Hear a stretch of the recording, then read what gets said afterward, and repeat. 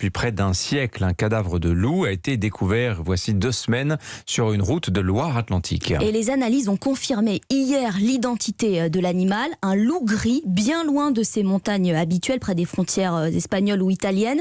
Et pour Denis Dabot de la Fédération des chasseurs de Loire-Atlantique, il pourrait même y en avoir d'autres. Ça fait quasiment un siècle que le loup n'était plus présent en Loire-Atlantique. On l'a vu dans les Deux-Sèvres il n'y a pas extrêmement longtemps. On en a vu arriver en Vendée au printemps de cette année un loup sur un espace naturel qui est protégé. Et puis de la Vendée, il n'y a plus qu'un petit saut de puce à faire pour la Loire-Atlantique en sachant que c'est un animal qui peut parcourir des dizaines de kilomètres en une nuit.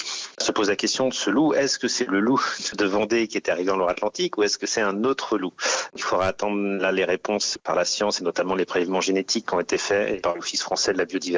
Mais en sachant que même si c'est un premier loup qui est arrivé là, il faut quand même s'attendre dans les années qui viennent à ce qu'il y ait d'autres loups qui arrivent. Donc voilà, il est annonciateur certainement de l'arrivée prochaine d'autres individus. Denis Dabot de la Fédération des chasseurs de Loire-Atlantique, joint par Yasmina Katou.